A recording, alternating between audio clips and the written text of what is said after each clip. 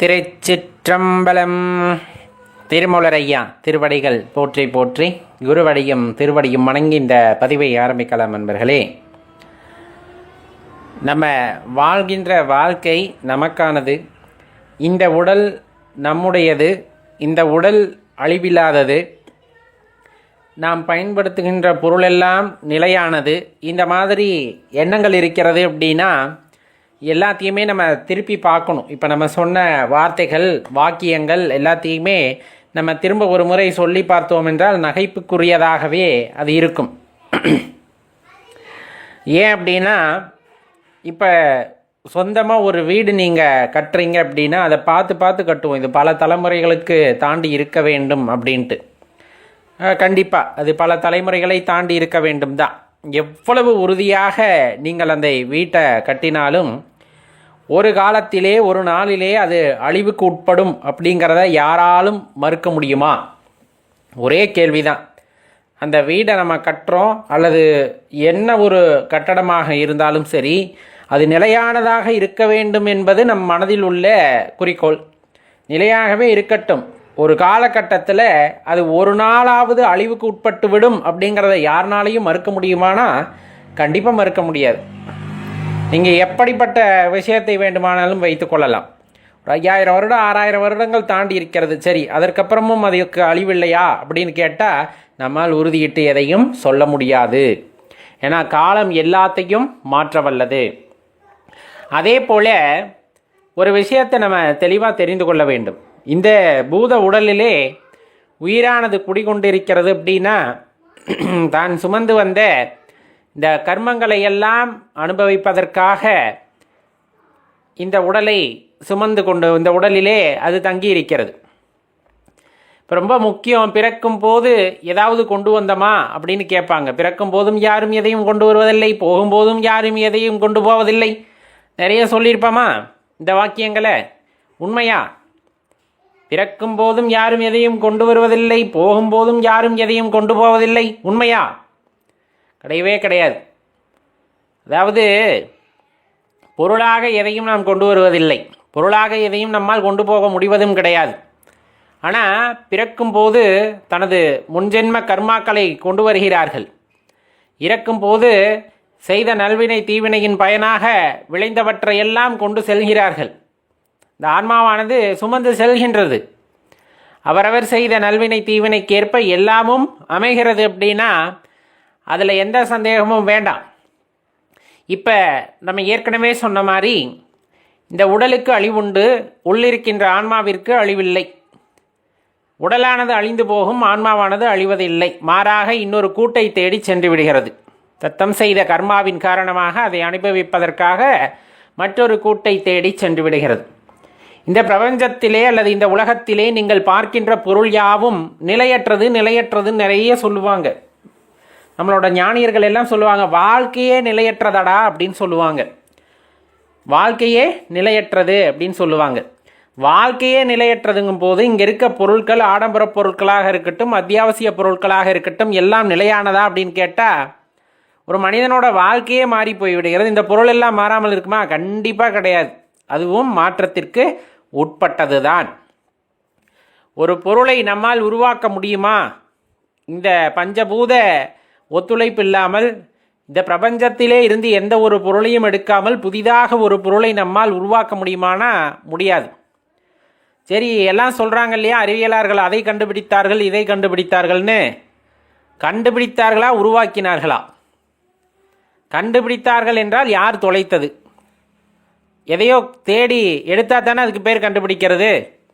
அப்போ அதை யார் தொலைத்தது? ஒரு சின்ன பிள்ளைத்தனமான கேள்விதான், இருந்தாலும் அதற்கு பதில் வேண்டுமல்லவா? சரி, இப்போ கண்டுபிடிப்பு அப்படிங்கிற வார்த்தையை விட்டுடலாம். ஒரு பொருளை உருவாக்கினார்கள். உருவாக்கினார்களா? எதை வைத்து உருவாக்கினார்கள்? யார் அந்த மூலப்பொருட்களை கொடுத்தது? யார்? இந்த பிரபஞ்சத்திலிருந்து அவர்கள் எதையும் எடுத்துக்கொள்ளவில்லையா? இந்த மாதிரி பல கேள்விகள் இருக்கிறது. அப்போ ஒரு பொருள் புதிதாக உருவாகிறதா அப்படின்னு கேள்வி கேட்டால் வேறொரு பொருளாக இருந்து இன்னொரு பொருளாக உருமாற்றம் அடைகிறதே தவிர புதிதாக ஒரு பொருள் அங்கு பிறப்பது இல்லை. இப்போ மண், களிமண் கீழே இருக்குது, அதை மண்ணுன்னு தான் நம்ம சொல்ல முடியும். அதோட தேவையான அளவு தண்ணியை சேர்த்து அதை நல்ல பக்குவமாக பிசைஞ்சு பானை செய்கிறாங்க. இப்போ அந்த பானை செய்து முடித்ததற்கு பிறகு நாம் அதை பார்த்து என்னான்னு சொல்லணும். பானைன்னு சொல்கிறோம், சரி அதை பானைன்னு சொல்லலாமா, அல்லது அந்த மண்ணோட சேர்க்கை அப்படின்னு நம்ம சொல்லலாமா, மண்ணெல்லாம் சேர்ந்து இருக்கின்ற ஒரு உருவம் அப்படின்னு சொல்லலாமா? அப்படித்தான் இங்கே இருக்கின்ற பொருட்களை எடுத்துத்தான் எதையும் செய்ய முடியும். இங்கே இருக்கின்ற பொருட்களை எடுத்துத்தான் எதையும் கண்டுபிடிக்க முடியும். நம்ம அறிவியலாளர்கள் சொல்வது போல இந்த பிரபஞ்சத்திலே இருக்க பஞ்சபூத கூட்டை தவிர்த்து நீங்கள் எதையும் செய்து காட்ட முடியும் என்றால் அது பெரிய விஷயம். அதை நம்ம உண்மையாகவே ஒத்துக்கொள்ள வேண்டும். அறிவியல் அப்படிங்கிறது மிகப்பெரிய விஷயம் அப்படின்ட்டு. ஆனால் இந்த பஞ்சபூத சேர்க்கை தவிர்த்து நம்மால் எதுவும் செய்ய முடியவில்லை அப்படிங்கும் போது நாமும் நிலையற்றவர்கள் தான், நாம் செய்கின்ற பொருட்களும் நிலையற்றது தான் அப்படிங்கிறத தெரிஞ்சுக்கணும். இப்போ இதை ஏன் நம்ம இப்போ பேசிகிட்டு இருக்கோம், சொல்லிகிட்டு இருக்கோம்? ஒரு தெளிவான அறிவு வேண்டும் அல்லவா? எதையும் அறிந்து கொள்ளுதல் அறிவு அப்படின்னு நம்ம சொல்லுவோம். இந்த கூட்டுக்குள்ளே உயிர் வாழ்கின்றது. நம்ம ஏற்கனவே சொன்ன மாதிரி நல்வினை தீவினை பலனின் காரணமாக நாம் தூக்கி வந்த கர்ம மூட்டையின் காரணமாக அதை கழித்தற்கு ஏற்ற உடம்பை இறைவன் நல்கி இருக்கிறார். நிறைய பேர்த்துக்கு ஒரு சந்தேகம் உண்டு. என்னன்னா, இப்போ வாழும்போது நிறைய பாவங்களை செய்கிறாங்க, ஆனால் நல்லா வாழ்கிறாங்க ஐயா, கேட்கறது உண்டு அல்லவா? பொறுமையாக எல்லாத்தையுமே நீங்கள் அணுகணும். ஒரு சின்ன சின்ன தவறுகள் செய்யும் போது அதுக்கான பாதிப்பு நம்மளுக்கெல்லாம் உடனடியாக வந்துடுது. ஆனால் பெரிய தப்பு செய்கிறாங்க, நல்லா தான் வாழ்கிறாங்க அப்படின்ற அந்த கேள்வியானது நமக்குள்ளே எழும். இயற்கையில் ரொம்ப இயல்பான கேள்வி, சரியான கேள்வியும் கூட. இப்போ இந்த உடலை ஏன் இறைவன் கொடுத்தார் அப்படின்னா, நம்ம செய்த கர்மங்களை நிறைய வகைப்படுத்துவார்கள். அந்த வகையிலே நிறைய கர்மங்கள் இருக்கிறது. அதையெல்லாம் ஒரே பிறவியில் உன்னால் அனுபவிக்க முடியாது அப்படிங்கும் போது ஒரு குறிப்பிட்ட கர்மத்தை மட்டும் கழிப்பதற்காக அந்த உடலை தேர்ந்தெடுத்து அந்த ஆன்மாவானது அங்கு வருகிறது. இப்போ நிறைய பாவங்கள் செஞ்சுருக்கீங்கன்னு வச்சுக்கோங்க, உதாரணத்துக்கு தான் சொல்கிறோம். நிறைய புண்ணியங்களும் அப்படியே நீங்கள் வச்சுக்கலாம். நீங்கள் 1000 கசையடியை தாங்குற அளவுக்கு ஒரு பாவம் செஞ்சுருக்கோம். அதே போல் உடலை ரணப்படுத்துவது போல இன்னும் பாவங்களை செய்திருக்கோம். பிறர் மனசை புண்படுத்துவது போல பாவங்கள் நிறைய செஞ்சுருக்கோம். இந்த மாதிரி நிறைய பாவங்கள் அங்கே இருக்கிறது. அப்படின்னா இது அனைத்தையும் நீ ஒரே பிறவியில் அனுபவிக்க முடியுமா அப்படின்னா சில சமயங்கள் அது முடியாமல் போகும் அல்லவா? அப்போ என்னன்னா, இதில் ஒரு குறிப்பிட்ட கர்மாவை கழிப்பதற்காகனா இப்போ 1000 கசையடியை தாங்கக்கூடிய ஆற்றல் உடைய அந்த உடம்பை உங்களுக்கு கொடுத்து அந்த பிறவியிலே அந்த 1000 கசையடிகளை மட்டும் இறைவன் கொடுத்து அதை கழிக்க வைக்கின்றார். இது ஒரு உதாரணத்திற்கு தான், இதை நம்ம புரிஞ்சுக்கிறதுல தான் இருக்குது ஏன் அந்த வேறுபாடு. அப்போ இந்த பிறவியில் நான் சின்ன தவறு தான் ஏன் செஞ்சேன், அது பாருங்கள் உடனே எனக்கு நடந்துருச்சு. நான் ஒருத்தங்கிட்ட ஒரு பொய் சொல்லி ஏமாத்தினேன், ஒரு 1000 ரூபாய் ஏமாத்தினேன், ஏன்ட்ட இன்னொருத்தன் வந்து 2000 ரூபாய் ஏமாற்றிட்டான். அப்போ உடனே அது வருகிறது. ஆனால் சில பேர் பெரிய தவறுகள் செய்து வருவதில்லைன்னா இந்த ஒரு வினையை வந்து தெளிவாக தெரிஞ்சுக்குங்க. அப்போ உங்களுக்கு கொடுக்கப்பட்ட அந்த உடம்பின் மூலமாக அந்த கர்மத்தை நீங்கள் இந்த பிறவியிலே கழித்து விடலாம் என்று இருக்கும் பொழுது அந்த வினையானது மீண்டும் உங்களுக்கு வந்து சேர்ந்து விடுகிறது. ஆனால் செஞ்சது பெரிய பாவங்க. அது பாருங்கள், அவனை ஒன்றும் பாதிக்கலை அப்படின்னா தெளிவாக நான் ஏற்கனவே சொல்லிட்டேன். இந்த உடம்பானது நீங்கள் எடுத்த இந்த பிறவியில் இந்த உடம்பானது எந்த அளவு கர்மாவை தாங்க முடியுமோ, ஏன்னா ஏற்கனவே நீ நிறைய அனுபவிக்க வேண்டியது இருக்குது. இந்த பிறவிலே அந்த பெரிய கர்மத்தையும் கொடுத்தா அது உனக்கு பெரிய வழியை ஏற்படுத்த போவது இல்லை, அதை நீ உணரப்போவதும் இல்லை. அதனால தான் அதெல்லாம் கர்ம மூட்டையில் போய் சேர்ந்துடும். அப்போ இன்னொரு பிறவி எடுக்கும் பொழுது அதற்கான உடலானது கிடைக்கப்பெற்று அந்த துன்பத்தையும் நாம் அனுபவிக்க வேண்டி வரும். இதில் மாற்று கருத்து அப்படிங்கிறது இடமே இல்லை. யார் செஞ்சாங்களோ அதை அவர்கள் அனுபவித்தே ஆக வேண்டும். அறிவியலாளர்கள் கூற்றுப்படி கூட சொல்லுவாங்க இல்லையா, ஒவ்வொரு இணைக்கும் சமமான எதிர்வினை உண்டு இல்லையா? நீ என்ன வினை செய்கிறாயோ அந்த வினையை நீ அறுவடை செய்தே ஆக வேண்டும். அது உன்னை துரத்தியெல்லாம் வராது, அது உன்னுடனே தான் இருக்கின்றது, அந்த ஆன்மாவுடனே தான் அதுவும் பயணிக்கின்றது. அதனால தான் எதையும் செய்யறதுக்கு முன்னாடி 1000 தடவை யோசிச்சுட்டு செய்யுங்க அப்படின்னு சொல்கிறது. பிறர் புண்படும்படியாக வார்த்தைகளை பேசுவதும் தவறு, பிறரை புண்படுத்துவதும் தவறு, இன்னும் சொல்லப்போனால் ஒருவரை உடல் ரீதியாக துன்பப்படுத்துவதுமே தவறு. இப்படி நீங்கள் எதை வகைப்படுத்தினாலும் உங்களால் அனுபவிக்கக்கூடிய கர்மாவாக இருக்கும் பட்சத்தில் அது உடனடியாக வந்து சேர்கிறது. இல்லை அது ரொம்ப பெரிதாக இருக்கிற பட்சத்தில் அது நிறைய பரிமாற்றங்களை அடைந்து அடுத்து ஒரு விரவியை கொடுத்து அதிலே அந்த கர்மாவை தாங்குகின்ற அளவுக்கான உடல் வலிமையும் கொடுத்து அல்லது மனதையும் கொடுத்து அதை அனுபவிக்கும் போது அப்போ தான் அந்த குற்ற உணர்ச்சி. ஏன்னா நம்ம நிறைய கஷ்டங்கள் படும்போது தெரியாது, ஏன்பா நான் எதுவுமே செய்யலை இவ்வளோ கஷ்டம் வருதுன்னா எங்கேயோ விட்ட குறை தொட்ட குறை, எங்கேயோ விட்ட குறை தொட்ட குறை, அதுவாலாம் வராது. நாம் செய்யாமல் அதுவாக வராது. ஏதோ ஒரு பிறவியில் செய்தது, ஏதோ ஒருவரை புண்படுத்தும்படி நாம் பேசிய வார்த்தைகள், இந்த ஜென்மாவிலே நாம் சரியாக இருந்தாலுமே கூட அந்த வார்த்தைகள் நம்மை துளைத்து எடுக்கிறது. அப்படிங்கும் போது இதே வார்த்தைகளை நாம் யாரிடமோ பேசியிருக்கிறோம், ஒருவரின் மனதை அந்த அளவுக்கு துளைத்து எடுத்திருக்கிறது அப்படிங்கிறதான் நம்ம தெளிவாக தெரிஞ்சுக்கணும். இப்போ எதுவுமே நம்மால் ஆவது இல்லை.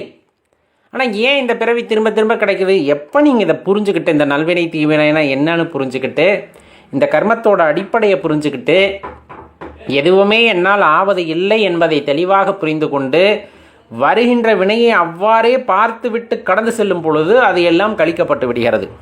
இது ஞானியர்கள் தெளிவாக குறிப்பிடுவது. அதனால தான் பெரிய ஞானிகள் எல்லாம் மௌனிகளாகவே இருந்திருக்கிறார்கள். பேசுகிறோம் என்றால் அதன் விளைவாக நிறைய வினைகளை நாமே உண்டாக்கி கொள்கின்றோம். பிரச்சனைகள் வந்தாலும் அதற்கு எதிர்வினை ஆற்றாது அப்படியே கண்டுவிட்டு சென்று விடுகிறார்கள் ஞானியர்கள். அப்போ சில பேர் கேட்குறாங்க, அப்போ ஜடம் மாதிரி இருக்க சொல்கிறீங்க அப்படின்னு. ஜடம் என்பது வேறு, அதாவது எதற்கும் எதிர்வினை ஆற்றாதே என்பது இந்த இடத்தில் பேசினால் சரியாக வருமா தவறாக வருமானு நம்மளுக்கு தெரியாது. நம்ம பேசுகிறது சரியாக தப்பான்னு தெரியாது. ஆனால் பேசுகின்ற வார்த்தை ஒருவரை மீண்டும் புண்படுத்துகிறது என்னும் பொழுது அந்த கர்மாவையும் நாம் சேர்த்து தூக்க வேண்டியது இருக்கும். இப்போ அதே போல் கண்ணுக்கு எதிராக ஒரு அநியாயம் நடக்கிறது, அதர்மம் நடக்கிறது அப்படிங்கும்போது இதெல்லாம் அவன் விதித்த கர்மா அப்படின்னு நம்ம விட்டுட்டு செல்கிறோம் அப்படின்னாலுமே அங்கே பிரச்சனை. ஏன்னா நியாய அதர்மங்களையும் நாம் அறிந்திருக்க வேண்டும். அந்த நீதி தர்மம் இதெல்லாம் சொல்கிறாங்க இல்லையா, அதை பற்றியும் நாம் புரிதல் வேண்டும். கண்ணுக்கு எதிராக ஒரு உயிரை ஒருத்தர் வதைக்கிறாங்க அப்படின்னு தெரியுது, உயிர் வதை அப்படிங்கிறது அதர்மம். அதை தடுக்காமல் நாம் சென்றாலும் அதனுடைய தொடர்ச்சி அப்படிங்கிறது நமக்கு இருக்கும். அதனால தான் இந்த உலகம் இன்னும் இயங்கிக்கிட்டே இருக்குது. இந்த உலகம் இன்னும் இயங்கிக் கொண்டே இருப்பதன் காரணம் என்னன்னா, இன்னும் மனிதர்களுக்குள் அந்த புரிதல் இல்லை. எது நியாயம், எது அந்நியாயம், எது தர்மம், எது அதர்மம் என்ற புரிதலை இன்னும் நமக்குள் வராததன் காரணமாக நாம் எந்த இடத்தில் செயலாற்ற வேண்டுமோ அந்த இடத்தில் செயலாற்றாமல், எந்த இடத்திலெல்லாம் நாம் தவிர்த்திருக்க வேண்டுமோ அந்த இடத்திலெல்லாம் செயலாற்றுவதன் காரணமாக நாமே அறியாமல் சில வினைகளை ஏற்படுத்தி கொண்டு அதன் விளைவாக அடுத்தடுத்த பிறவிகளுக்கு சென்று கொண்டே இருக்கின்றோம். அதுதான் இந்த இடத்துல ஒரு நிதர்சனமான உண்மை. அப்போ இதை எப்படி பகுத்தாய்ந்து பார்ப்பது? சிவன் கோயிலை ஞாபகம் வச்சுக்கோங்க. சிவன் கோயிலை ஞாபகம் வச்சுக்கோங்க. பதி பசு பாசம், பதி பசு பாசம் அப்படின்னு சொல்லக்கூடியது உங்களுக்கு நல்லா தெரிஞ்சிருக்கும். சிவாலயத்தில் கர்ப்ப கிரகத்தில் லிங்க திருமேனியானது இருக்கும், பதி. அதுக்கு அப்படியே நேர் எதிர்த்தாப்பில் சிவனோட வாகனமான நந்தி வீற்றிருப்பார். அதுதான் பசு அப்படின்னு சொல்லக்கூடிய ஆன்மா. பாசம் அப்படிங்கிறது பின்னாடி பலிபீடம் இருக்கும், பின்னாடி பலிபீடமானது அமைக்கப்பட்டிருக்கும். அந்த இடத்துல தான் நம்ம கோயிலுக்குள்ளே போகும்போது நம்மக்கிட்ட இருக்க தீய எண்ணங்களை எல்லாம் அங்கே பலி கொடுத்து விட்டு போங்கள் அப்படின்னு சொல்லுவாங்க. சரி, இப்போ இதுக்கு என்ன, நம்ம பேசுனதுக்கு இதுக்கு என்ன சம்பந்தம்? எப்பவுமே பதி பசு பாசம், இந்த பசுங்கிற ஆன்மா எப்பவுமே அந்த பதியை நோக்கி இருக்க வேண்டும் அப்படின்னு சொல்லுவாங்க. அங்கே லிங்க இறைவனை பார்த்த வகையிலே இந்த வாகனமானது அமைந்திருக்கிறது என்றால், உள்முகமாக எப்பொழுதுமே இந்த ஆன்மா யாரை பார்த்து கொண்டிருக்க வேண்டும் என்றால் பதியை பார்த்து கொண்டே இருக்க வேண்டும், பதியை உணர வேண்டும். அதுதான் தெளிவாக சொல்கிறது. அந்த கடவுளை ஆன்மாவானது கண்டு கொண்டது என்றால் நம்ம தான் அந்த எல்லாத்தையும் பலி கொடுத்துறோமே, பலிபீடம் பத்திரலிங்கம்னு சொல்லக்கூடிய அந்த பலிபீடத்தில் நம்மக்கிட்ட இருக்க நல்வினை தீவினை எல்லாத்தையும் பலி கொடுத்துட்றோம். பலி கொடுத்துட்டு அமைதியாக நான் யாரை மட்டும் பார்த்துக்கிட்டு இருக்கேன், உள்ளே இருக்க பதியை மட்டும்தான் நான் பார்த்துட்டு இருக்கேன். கர்ப்ப கிரகத்துக்குள்ளே இருக்கிற பதியை மட்டும்தான் அந்த பசுவானது பார்த்து கொண்டிருக்கிறது. அதற்கு எந்த சிந்தனையுமே இல்லை. அப்படிங்கும் போது நம்ம இப்போ சொன்ன நீதி தர்மம் நியாயம் அநியாயம் எல்லாம் விளங்கும், எல்லாம் விளங்கும். அதன்படி இறைவன் என்ன சொல்கிறாரோ அதன்படி நம்ம செயலாற்றிக்கிட்டு போயிட்டே இருக்கலாம். இதெல்லாம் பெரிய புரிதல். இது ஒவ்வொரு காலகட்டங்களில் ஒவ்வொரு உயிரினங்களுக்கு இறைவன் உணர்த்துகிறார். நம்ம சொல்லுவாங்க இல்லையா, நந்திக்கும் நீங்கள் சிவனுக்கு இடையில போகாதீங்க அப்படின்னு. அது அங்கே மட்டும் கிடையாது. நீங்கள் அம்பிகை போனீங்கன்னா சிங்க வாகனம் இருக்கிறதுனா அதுக்கு இடையிலுமே போகக்கூடாது. எல்லாம் ஒரே தாற்பயம்தான். பதியை பசு பார்த்து கொண்டிருக்கின்றது, பார்க்க வேண்டும், அதுதான் உண்மை. எப்போவுமே உள்முகமாக இறைவனை கண்டு கொண்டே இருந்தால் நம் மனதிற்குள்ளே இருக்கின்ற அந்த இறைவனை நாம் கண் சிமிட்டாமல் பார்ப்பது போல் அவரையே உற்று நோக்கி கொண்டிருக்கின்றோம் என்றால் அந்த இடத்துல இறைவனின் காட்சியை பெற்று நாம் ஒரு உயரிய நிலையை அடைய முடியும். எப்பொழுது அந்த காட்சியானது கிடைக்கப் பெறுகிறதோ, ஏன்னா நீங்கள் பார்த்துக்கிட்டே இருக்கீங்க போது புரிதல் தெளிதல் எல்லாமே உண்டாகும். அப்படி வரும் பொழுது நீதி தர்மம் நியாயம் அநியாயம் எல்லாமே நம் பார்வைக்கு வரும். அதன்படி செயலாற்றுதல் உத்தமமாகும் அப்படிங்கிறத தெரிஞ்சுக்குங்க. அதே போல் இந்த உலகத்தில் ஏதாவது பொருளை, தேவையான பொருள் தேவையில்லாத பொருள்னு உங்களால் சொல்ல முடியுமா அப்படின்னா கட்டாயமாக சொல்ல முடியாது, சொல்லவும் கூடாது. ஏன்னா எல்லாமே ஒரு வடிவத்திலிருந்து இன்னொரு வடிவத்தை பெறும். இது தேவையில்லாதன்னு உங்களால் எதையுமே சொல்ல முடியாது. இப்போ வீட்டுக்கு ஒரு பொருள் வாங்குறீங்க, அந்த பொருளானது உடைந்து விடுகிறது என்றால் தூக்கி போட்டு விடுகிறோம். நாம் என்ன நினைக்கிறோம் அப்படின்னா அதை உடைத்து விட்டோம், அழித்து விட்டோம், பழைய இரும்புக்கு போட்டு விட்டோம், இந்த மாதிரி ஏதோ ஒன்று நினச்சிக்கிறோம். ஆனால் அதை அப்படியே விட்டுருவாங்களா அப்படின்னா அதை மறுசுழற்சி செய்கிறார்கள். நான் பழைய இரும்புக்கெல்லாம் போடல, மண்ணில் போட்டேன், அது திரும்பியும் மக்கி இரும்பு தாதுவாக மாறுகிறது. அதுவும் மறுசுழற்சி ஆகின்றது அப்படிங்கிறத தெரிஞ்சுக்கணும். அதே போலத்தான் இந்த உடலில் இருக்கின்ற உயிரும். இந்த உடலானது கர்மத்தை தாங்க முடியாத அளவுக்கு சென்று விட்டால் இந்த கூட்டை விட்டு பிரிந்து வேறொரு கூட்டிற்கு செல்கிறது. தூங்கி எழும்புவது அப்படின்னு நம்ம சொல்லுவோம் இல்லையா, தூங்கி எழும்புவது அப்படின்னு. அந்த மாதிரி ஒரு நீண்ட விழிப்புக்கு பிறகு இந்த உடல் வேண்டாம், இன்னொரு உடலுக்கு செல்கின்றோம் என்றால் தூக்கமும் விழிப்பு நிலையும் போல இன்னொரு உடலுக்கு போவது. கிட்டத்தட்ட இது ஒரு துக்கம் கிடையாது. இந்த உடலை விட்டு நாம் வேறு உடலுக்கு செல்கின்றோம் என்றால் அது துக்கமான நிகழ்வு அப்படிங்கிறதே கிடையாது. அது இன்னும் சொல்ல போனால் அடுத்தடுத்து கர்மாவை கழிப்பதற்காக புது புது உடலை நாம் தேடி சென்று கொண்டே இருக்கின்றோம். இது இருக்கிறது நல்லதா அப்படின்னு கேட்டால் அதுவும் கிடையாது. எப்போ இறைவனை உணர்ந்து இறைவனுடன் இரண்டர கலந்த நிலையில் இருக்கின்றோமோ அதுதான் சிறப்பே தவிர இந்த மாதிரி புது புது உடல்களை எடுத்து இன்னும் கர்மாக்களை சேர்த்து கொண்டே போவதனால் எந்த பலனும் இருக்க போவதில்லை. அது தற்காலிகமாக ஆனந்தமாக இருக்கலாம், நிரந்தர ஆனந்தமாக அது இருக்காது, உண்மையான ஆனந்தமாக அது இருக்காது. இறைவனின் திருப்பாதத்தை சேர்ந்து இருப்பது தான் உண்மையான அந்த ஆனந்த நிலையாக இருக்கும் அப்படிங்கிறத தெரிஞ்சுக்கோங்க. நம்ம திரும்ப சொல்கிறது ஒன்று தான், இந்த உடலும் மறுசுழற்சிக்கு உட்பட்டது. நல்லா யோசிச்சு பாருங்க. நல்லா ஓடி ஆடிக்கிட்டு இருக்க வரலும் இந்த உடலுக்கு இருக்கின்ற மரியாதை வேறு யாருக்குமே இருக்காது. நீங்கள் நல்லது செய்கிறீங்க அப்படிங்கும்போது வர்றப்பெல்லாம் கையெடுத்து கும்பிடுவாங்க, ஆஹா அப்படின்ட்டு. நீங்கள் கெட்டதாக செய்கிறீங்கன்னா அதே கையை நீட்டி தூற்றுவார்கள். அதெல்லாம் எந்த மாறுபாடுமே கிடையாது. இது நடமாடிக்கிட்டு இருக்கிற போது இந்த நடமாட்டம் இல்லை ஐயா. இந்த உடலானது தளர்ந்து விட்டது, இந்த உடலில் அந்த உயிர் தங்குவதற்கான ஆற்றலை இழந்து விட்டது, இந்த உயிரானது இந்த உடலை விட்டு பிரிந்து விட்டது. என்ன நடக்கும் யோசித்து பாருங்கள், என்ன நடக்கும்? அவ்வளோ ஆஜானு பாகுவான இந்த உடல், ஆஜானு பாகுவாக நல்ல நிறைய எதையெல்லாம் உண்ணக்கூடாதோ எல்லாத்தையும் உண்டுவிட்டு நல்ல உடலை பெருத்து வைத்திருக்கின்றோம். இந்த பிரபஞ்சத்திலே ஒரு குறிப்பிட்ட இடத்தை நாம் அந்த இடத்துல பிடித்து வைத்து நிற்கணும். ஏதோ ஒரு இடத்த நம்ம பிடிச்சு வச்சுருக்கோம் இல்லையா. இப்போ என்ன சொல்கிறதுன்னா, கிடைத்து விட்டார்கள். இந்த உயிர் போன பிறகு பல பெயர்களை வைத்து அழைக்க ஆரம்பித்து விட்டார்கள். தூக்கி போடப்பா அப்படின்னு சொல்கிறது தான் மிச்சம். இன்னையப்பா வீட்டில் ஒரு இடத்த காத்துட்டு வச்சிட்ருக்கீங்க, தூக்கி போடுங்க அப்படின்னு சொல்லாது தான் மிச்சம். நம்ம என்ன செஞ்சுருந்தாலும் சரி, வச்சு அழகு பார்ப்பதற்கெல்லாம் இங்கு இடம் இல்லை, வைத்து அழகு பார்ப்பதற்கெல்லாம் இங்கு இடமில்லை. அந்த உயிரானது, அந்த சிவமானது அந்த உடலிலே உள்ளவரை தான் அதற்கு மதிப்பு. அந்த உடலுக்கு, பூத உடலுக்கு மதிப்பு. அதன் பிறகு அதற்கு மதிப்பு அப்படிங்கிறது இல்லாமல் போய்விடுகிறது. கொண்டு போய் கிடையாக கிடத்தியாச்சு. இப்போ மண்ணுக்குள்ளே புதைச்சாச்சு, இல்லை நெருப்பில் தகனம் செஞ்சாச்சு. என்ன மிச்சமாகும்? அப்போ இங்கே மறுசுழற்சி அப்படிங்கிறது எப்படி நடக்குது? ஏதோ ஒரு பொருளானது இன்னொரு பொருளாக மாறுமே தவிர இல்லாமல் போகாது. நம்ம சொல்கிறோம் இல்லையா, எரிச்சதுக்கப்புறம் இந்த உடல் இல்லை, ஆனால் சாம்பலானது மிஞ்சுகிறது. அதே போல் புதைத்து விட்டாச்சு, புதைத்து பல ஆண்டுகளுக்கு அப்புறம் அதை தோண்டி பார்த்தா அங்கு நம் பூத உடல் இருக்க போவதில்லை, மாறாக அதையெல்லாம் மண்ணுண்டு அந்த இடத்துல கிருமிகளாகவோ, நம்ம சொல்கிற மாதிரி வைரஸ், பாக்டீரியா, இந்த மாதிரி அந்த உடலை உண்ட கிருமிகள் பல விதமாக மாறுதல்களுக்கு உட்பட்டிருக்கும். எஞ்சிய மண்டை ஓடுகள் அங்கங்கே இருக்கும் அல்லவா, அதையெல்லாம் பார்க்கும்போது அதெல்லாம் துகளாக ஒரு சாம்பல் போல வந்துட்டு மாறி இருக்கிறது, மாவாக மாறி இருக்குன்னா இன்னொரு உருமாற்றம் அடைந்திருக்கிறது இந்த பூத உடலுமே கூட. அதுவும் அழிவுக்குட்பட்டது அல்ல, அதுவும் அழிவுக்குட்பட்டது அல்ல.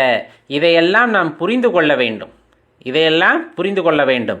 இந்த உடலானது எனக்கு எப்படி கிடைத்தது அப்படிங்கிறத அறிந்து கொள்ள வேண்டும். தாயின் கர்ப்பத்திலே உருத்தரித்த நாளிலே ஒரு செல்லாக உயிர் பெற்ற இந்த உடலானது பல்கி பெருகி பல லட்சம் செல்களாக மாறி இந்த பூ உலகத்திலே அவதரித்து இன்னும் மேலும் மேலும் அதை அதிகரித்து ஒரு பெரிய உடலை பெற்று அந்த உடலை விட்டு உயிர் பிறந்த பின்னர் மீண்டும் ஒரு செல்லாக மாறுகிறது, மீண்டும் ஒரு செல்லாக மாறுகிறது. இது உண்மைதானே?